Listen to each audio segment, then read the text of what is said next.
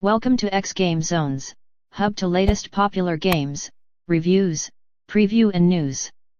Crying Suns, a grim, sci-fi roguelike adventure, leads us through Alt-Shift's version of a post-apocalyptic galaxy, complete with pirates, mutants, robot-worshipping religious zealots, and other unsavory characters. The game features tactical combat, a strategic map with resource management mechanics, and a mystery for the player to unfold.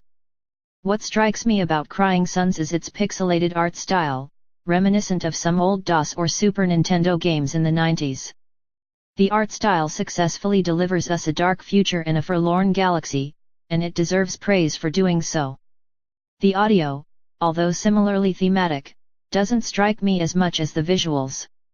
My observation is that nailing the audio is often more difficult than doing the same for the visuals, so I can't fault Alt-Shift for the disparity. Nevertheless, there is some good eye candy for those who prefer a retro 90s aesthetic. Please subscribe in our YouTube channel and follow and like us on Facebook #xGameZones. Visit our site at www.xgamezones.com for more gaming review.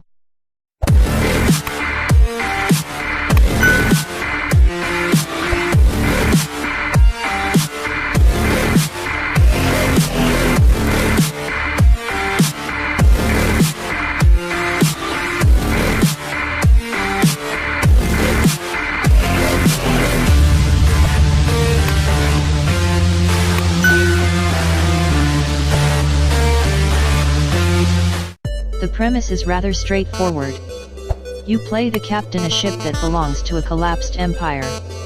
Well, you play the clone of such a captain, and are only awakened after the empire has collapsed, thus beginning your journey to discover what happened to the empire and why, and also to really learn who you are or were. So, maybe the premise isn't that straightforward at all. Nevertheless, the story doesn't feel forced and flows naturally as you progress through systems. All in all, the theme feels very much like Doom, which was a welcome decision. Each planet in a system has a chance of a random encounter happening. Random encounters may feature a run-in with an enemy, friendly civilians, or other, stranger things, but feel kind of the same after a while. Some planets have an opportunity to explore for resources at special sites. The process entails selecting one of your officers, who have special skill proficiencies called upon during missions, to lead your troops in search of riches. The missions could lead to rewards or danger for the team you'll take, but I often found them worthwhile. Your missions will likely yield scrap, used as a currency to purchase upgrades or trade for items, or fuel for your ship, used to travel between planets and systems. In fact, much of the game ends up entailing making seemingly hard decisions about where to go and how much to explore.